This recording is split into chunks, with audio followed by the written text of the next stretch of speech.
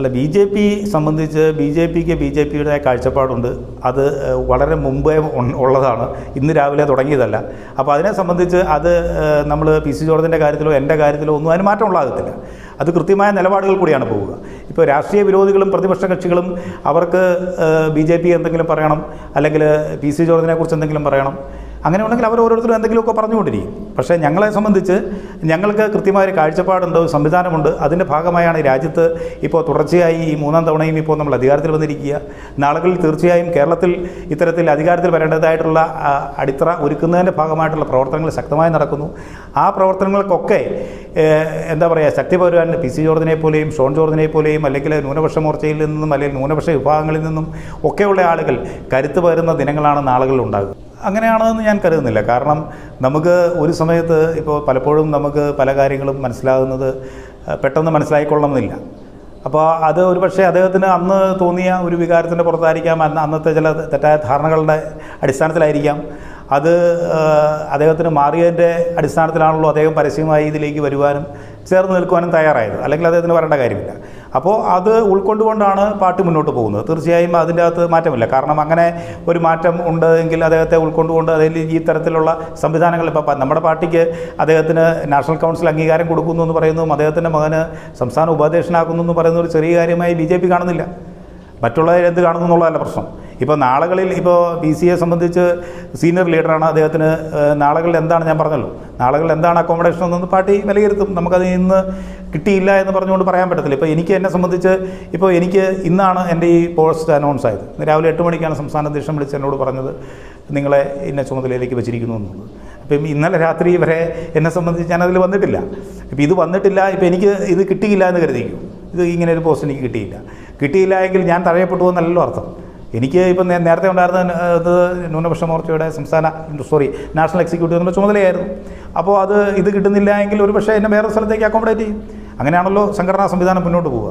അങ്ങനെ സംഘടനാ സംവിധാനത്തിൽ വിശ്വസിച്ച് മുന്നോട്ട് പോകുന്ന പ്രവർത്തകർ തീർച്ചയായും അതിനോട് ചേർന്ന് നിന്നേ പോകാൻ സാധിക്കുകയുള്ളൂ. അതല്ലാണ്ട് നമുക്ക് എന്തെങ്കിലും ഒരു താൽക്കാലിക ഉണ്ടാകുന്ന ഒരു സംവിധാനത്തിൻ്റെ പുറത്ത് ഉണ്ടാകുന്ന വികാരത്തിന് അടിവപ്പെട്ട് പോകുക എന്ന് പറയുന്നത് ശരിയായ നടപടിയല്ല. അദ്ദേഹം പി.സിയൊക്കെ ശരിക്കും ഇരുത്തമെന്ന ഒരു രാഷ്ട്രീയക്കാരനാണെന്ന് തന്നെയാണ് ഞാൻ കരുതുക.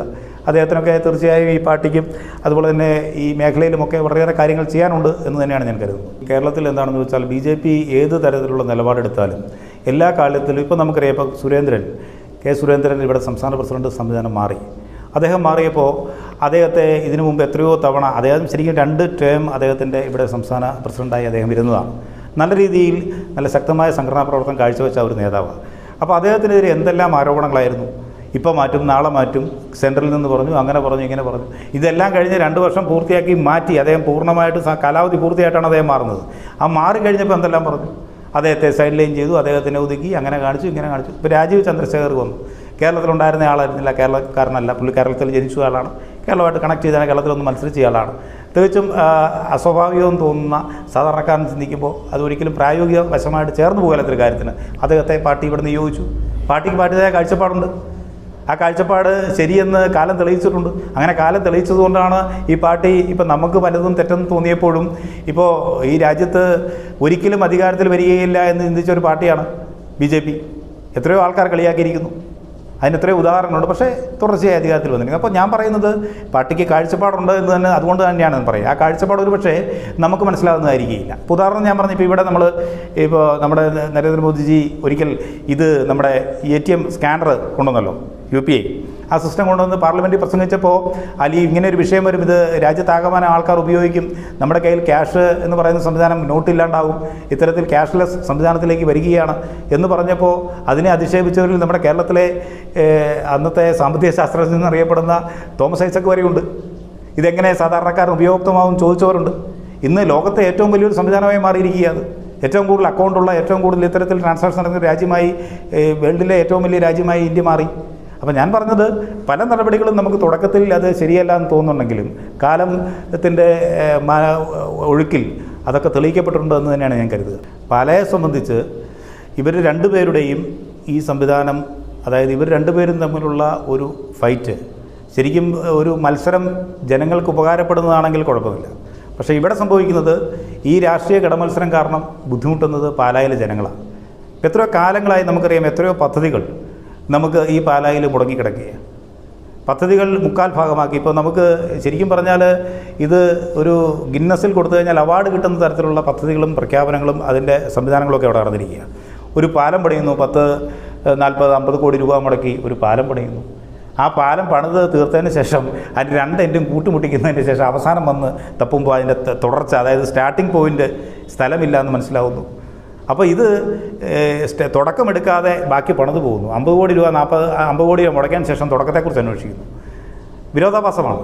അപ്പോൾ ഒരു പ്ലാനും പദ്ധതിയും ഇല്ല, ഇതിന് എക്സിക്യൂട്ടീവ് എഞ്ചിനീയറും പ്ലാനും ഇല്ലാതെയാണ് പണിത്. അതുപോലെ തന്നെ നമുക്കറിയാം, അപ്പുറത്ത് നമ്മുടെ ഇപ്പോൾ അവിടെ ലണ്ടൻ ബ്രിഡ്ജ് പണിതു. അത് പണിതു 2-3 കോടി രൂപ മുടക്കി അത് പണിതു, ഫിനിഷ് ചെയ്തു. പക്ഷേ ആർക്കെങ്കിലും അതുകൊണ്ട് പ്രയോജനം കിട്ടുന്നു? എന്തെങ്കിലും പ്രയോജനം കിട്ടുന്ന രീതിയിലാണ് അവിടെ. ഇപ്പോൾ ഞാൻ പറയുന്നത്, അവിടെ കില്ലപ്പട്ടികളൊക്കെ കയറി നടന്ന് ചുമ്മാ കാട് പിടിച്ച് കിടക്കുക, വെറുതെ നശിച്ചു പോകും. കടരിയാമക്കൽ പാലം പണിത് വെച്ചു, അപ്രോച്ച് റോഡ് വെച്ചു, അവിടെ ഇല്ല, വെറുതെ കിടക്കുകയാണ്. ബൈപ്പാസ് കൊണ്ടുവന്നു, ബൈപ്പാസിൻ്റെ പല സ്ഥലത്തും നമുക്കറിയാം ഇവിടെ അത് വീതി കൂടുന്നതായിട്ട് എത്രയോ കാലം കിടന്നു, ഇപ്പോഴും അത് ഡെവലപ്പ് ചെയ്ത് തീർക്കാൻ പറ്റിയിട്ടില്ല. പല മേഖലകളും കൺജസ്റ്റഡാണ്. അപ്പോൾ ഇത്തരത്തിൽ ഞാൻ പറഞ്ഞത്, ഇത് ഇവർക്ക് ജോസ് കെ മാണിക്ക് പറയുമ്പോൾ അല്ലെങ്കിൽ കേരള കോൺഗ്രസ്സിന് പറയുമ്പോൾ അവർക്ക് ഈ പറയുന്ന കാപ്പനെ ചൂണ്ടിക്കാണിക്കൊണ്ടാണ് പറയാം. കാപ്പനത് നേരെ ഇവരുടെ നേരെ ചൂടും. അടിസ്ഥാനപരമായി ആത്യന്തികമായി ഇവിടെ പാലാക്കാർക്കാണ് നഷ്ടം. ഇതിനാരാണ് ആര് മാർക്കിടും? ജനങ്ങൾ മാർക്കിടുമെന്ന് തന്നെയാണ് കരുതുന്നത് ഈ വരുന്ന തെരഞ്ഞെടുപ്പിൽ. അത് ഞാൻ മാർക്കിടാൻ ആളല്ല, പക്ഷേ ഇവിടുത്തെ സാധാരണക്കാരെ ജനങ്ങൾ ഇത് കണ്ടുകൊണ്ടിരിക്കുന്നതെന്ന് തന്നെയാണ് മനസ്സിലാക്കുക. അപ്പോൾ ഇതൊക്കെ മാറ്റി വികസിത രാഷ്ട്രീയം എന്ന് പറയുമ്പോൾ, നമ്മളിപ്പോൾ വികസനത്തിൻ്റെ രാഷ്ട്രീയം പറയുമ്പോൾ നമ്മളിപ്പോൾ ഇവിടെ നടപ്പിലാക്കുന്ന പല പദ്ധതികളും, ഇപ്പോൾ നമുക്കറിയാം ജൽജീവൻ മിഷനുമായി ബന്ധപ്പെട്ട് ഇപ്പോൾ നീലൂര് നമുക്കൊരു കുടിവെള്ള പദ്ധതി അവിടെ വലുത് വന്നിട്ടുണ്ട്. ആ പദ്ധതി വന്നു. ആ പദ്ധതി അവിടെ ആ ടാങ്ക് ഉണ്ടാക്കാനും ബാക്കിയുള്ള കാര്യത്തിനുമൊക്കെ അതിൻ്റെ അകത്ത് നല്ല ശതമാനം ഫണ്ട് സെൻട്രൽ ഗവൺമെൻറ്റിൻ്റെയാണ്. അതുപോലെ നമുക്ക് ഇവിടെ ഈ വരുന്ന ഹൈവേകൾ, ബാക്കി റോഡുകൾക്കെല്ലാം കൊടുക്കുന്ന ഫണ്ടുകൾ അതിൻ്റേതാണ്. ഇപ്പോൾ നമുക്ക് അൽഫോൺസ കോളേജ് അടക്കം ഇവിടുത്തെ പല കോളേജുകൾക്കും വിദ്യാഭ്യാസപരമായിട്ട് ബന്ധപ്പെട്ടും സ്പോർട്സുമായി ബന്ധപ്പെട്ടും ഒക്കെ പലതരത്തിലുള്ള ഫണ്ടുകൾ സെൻട്രൽ ഗവൺമെൻറ് ഫണ്ടുകൾ കൊടുക്കുന്നുണ്ട്. കോടിക്കണക്കിന് ഫണ്ടുകൾ കിട്ടുന്നുണ്ട്. ഇവിടെയൊക്കെ ഇവരൊരു കമ്പ്യൂട്ടർ കൊടുത്താൽ, അല്ലെങ്കിൽ ഒരു ചെറിയ ഇതുകൊണ്ട് എന്താ പറയുക, മറ്റേ ഹൈമാക്സ് ലൈറ്റ് വെച്ച് കഴിഞ്ഞാൽ അതിൻ്റെയൊക്കെ ഒരു വലിയ ഫ്ലെക്സുകൾ ഈ പാലാ ടൗണിൽ കാണാം. പക്ഷേ ഇത് കോടിക്കണക്കിന് രൂപയുടെ പദ്ധതികൾ സെൻട്രൽ ഗവൺമെൻറ്റിൻ്റെ പദ്ധതികൾ ഇവിടെയുണ്ട്. ഇപ്പോൾ ട്രിപ്പിൾ ഐ അവിടെ വരുന്നു എന്ന് പറയുന്നു. ട്രിപ്പിൾ ഐ ഉണ്ട്, സെൻട്രൽ ഗവൺമെൻറ് പദ്ധതിയാണ്. ആ ട്രിപ്പിൾ ഐറ്റിലേക്ക് പോകുന്ന റോഡ് ഇപ്പോൾ ഇവിടുന്ന് ആ റോഡ് കൊടുത്തിട്ടുണ്ട്. എത്ര കോടി രൂപയുടെ റോഡാണ്? അപ്പോൾ അങ്ങനത്തെ പദ്ധതികൾ ഈ കേരളത്തിൽ, അതുപോലെ നമ്മുടെ പാലായിൽ ഇത് നടപ്പിലാക്കിയത് കേന്ദ്ര ഗവൺമെൻറ്റാണ്. ആ ഫണ്ട് കിട്ടിയതുകൊണ്ട് നടപ്പാക്കാൻ പറ്റി. അത് ചോദിച്ചുകൊണ്ട് തന്നെന്ന് പറഞ്ഞാൽ അങ്ങനെയാണെങ്കിൽ കേരള സർക്കാരിൻ്റെ ചോദിക്കാൻ പറ്റണം, കുറച്ച് പൈസ തരാമെന്ന്. ഞങ്ങൾ ചോദിച്ചു മേടിച്ചുകൊണ്ടെന്ന് പറയുമ്പോൾ ചോദിക്കുമ്പോൾ കൊടുക്കാനുണ്ടായിട്ടല്ലേ, ഇല്ലെങ്കിൽ തരികയല്ലോ. അപ്പോൾ അത് കൊടുക്കാനുണ്ടെന്ന് മാത്രമല്ല, കേരളത്തെ കാലങ്ങളായി കേന്ദ്ര സർക്കാർ ഞെരുക്കുന്നുവെന്ന് പിണറായി സർക്കാർ ഇവിടെ സ്ഥിരമായിട്ട് പറഞ്ഞുകൊണ്ടിരിക്കുക. ഈ ഞെരുക്കുന്ന അവസ്ഥയിലാണ് ഞാൻ ഈ പാലായിൽ തന്നെ ഇതിന് ഇത്രയും ഉദാഹരണങ്ങൾ ചൂണ്ടിക്കാണിച്ചത്. അപ്പോൾ അത് വികസനം നടക്കുന്നുണ്ടെങ്കിൽ ആ വികസനം നടത്തുന്നത്, ഈ പറയുന്നത് കാണാനുള്ള വികസനം നടക്കുന്നത് സെൻട്രൽ ഗവൺമെൻറ്റിൻ്റെ ഭാഗത്തു നിന്നാണ്. ഇപ്പോൾ ഇവിടെ ആശുപത്രിയുടെ വികസനം നമ്മൾ കണ്ടതാണ്. അങ്ങനെ ഒരു സ്ഥലത്ത്, കൺജസ്റ്റഡായ സ്ഥലത്ത് രണ്ടാമത് പോയി ഒരു ബിൽഡിംഗ് ഉണ്ടാക്കുന്നു, പാർക്കിംഗ് ഇല്ല, അതിന് ഈ പറയുന്ന ഫയർ ആൻഡ് സേഫ്റ്റിയുടെ പേപ്പർ കിട്ടുന്നില്ല. ഫയർ ആൻഡ് സേഫ്റ്റി പേപ്പർ കിട്ടാത്തതുകൊണ്ട് നമുക്കറിയാം അവിടെ ഒരു എന്തെങ്കിലും ഒരു സംവിധാനം നടന്നാൽ ഇൻഷുറൻസ് പോലും സാധാരണക്കാരന് കിട്ടത്തില്ല. അതുപോലെ തന്നെ 4 ഏക്കർ 65 സെൻറ്റ് സ്ഥലമുള്ള ആണ് ഈ പറയുന്ന ഈ ആശുപത്രിയുടെ പ്രോപ്പർട്ടി. അതിൻ്റെ അകത്ത് ഇപ്പോൾ 1 ഏക്കർ സ്ഥലം ഇവിടെ കുറവാണ്. അത് എവിടെ പോയി ആ സ്ഥലം? അതിനോട് ചേർന്ന് കിടക്കുന്ന സ്ഥലങ്ങളൊക്കെ ആരുടേതാണ്? ഇവിടുത്തെ പ്രധാനപ്പെട്ട ആൾക്കാരുടെയാണ്. അപ്പോൾ അത് കൃത്യമായി അളന്ന് ഇത്തരത്തിൽ അത് ഈ പറയുന്ന മാനസി കാപ്പനാണെങ്കിലും ജോസ് കെ മാണിയാണെങ്കിലും എന്തുകൊണ്ടാണ് ഇത്തരത്തിൽ കാര്യങ്ങൾ? പൊതുജനത്തിൻ്റെ സംവിധാനമല്ലേ, എന്തുകൊണ്ടാണത് ഇവർ അതിൻ്റെ അകത്ത് ശ്രദ്ധ കേന്ദ്രീകരിക്കാത്തത്? എന്നും പത്രസമ്മേളനം നടത്തുകയും കാര്യങ്ങൾ നടത്തുകയും പോകുന്നുണ്ടല്ലോ. പക്ഷേ ഇത് തിരിച്ച് ഈ 4 ഏക്കർ 65 സെൻറ്റ് സ്ഥലം റെക്കോർഡിലുണ്ട്, ബാക്കി സ്ഥലം ഇവർ അളന്നെടുക്കാൻ എത്രയും ബുദ്ധിമുട്ടുണ്ടോ ഇവർക്ക്? ചെയ്യാൻ പറ്റുന്നില്ലല്ലോ. ആ ചെയ്യാൻ പറ്റുന്നില്ലാത്തത് ഇവരുടെ ആൾക്കാരുടെ കയ്യിൽ തന്നെ ഇരിക്കുന്നത് എന്നുള്ളതുകൊണ്ടാണ്. അപ്പോൾ അങ്ങോട്ടും ഇങ്ങോട്ടും ഇത്തരത്തിൽ വെല്ലുവിളിച്ച് അല്ലെങ്കിൽ കുറ്റപ്പെടുത്തലും കൊണ്ട് പാലക്കാർക്ക് ഒരു പ്രയോജനമില്ല എന്നുള്ളതാണ് എൻ്റെ ഒരു കാഴ്ചപ്പാട്. എന്നോട് നിങ്ങൾ എവിടെയെങ്കിലും മത്സരിക്കുമെന്ന് ചോദിച്ചാൽ എനിക്ക് എന്നോട് പറയാൻ പറ്റത്തില്ല. ഇപ്പോൾ ഇന്നലെ നിങ്ങൾ എന്നോട് ചോദിക്കുകയാണ് താങ്കൾ ഈ ചുമതലയിലേക്ക് വരുമോ എന്ന് ചോദിച്ചാൽ ഞാൻ പറയുന്നത് എനിക്കറിയില്ല എന്നാൽ എനിക്ക് പറയാൻ സാധിക്കുള്ളൂ. എനിക്ക് ഇന്ന് അനൗൺസ് ചെയ്തതിന് ശേഷം മാത്രമേ നമ്മളോട് പറയാൻ പറ്റത്തുള്ളൂ. അത് സംഘടനാ രീതി അങ്ങനെയാണ്. അപ്പോൾ അതിനെ സംബന്ധിച്ച് ഇപ്പം അദ്ദേഹത്തിന് ഇപ്പം ഈ പറയുന്ന ഞാൻ പറഞ്ഞല്ലോ ന്യൂനപക്ഷങ്ങൾ സമുദായങ്ങൾ കൂടുതലായി എടുക്കുന്നു.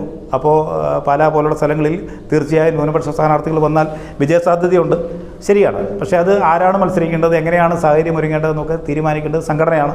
അത് കൃത്യമായ സമയത്തുണ്ടാകും, ആ ആൾക്കാർ മത്സരിക്കും.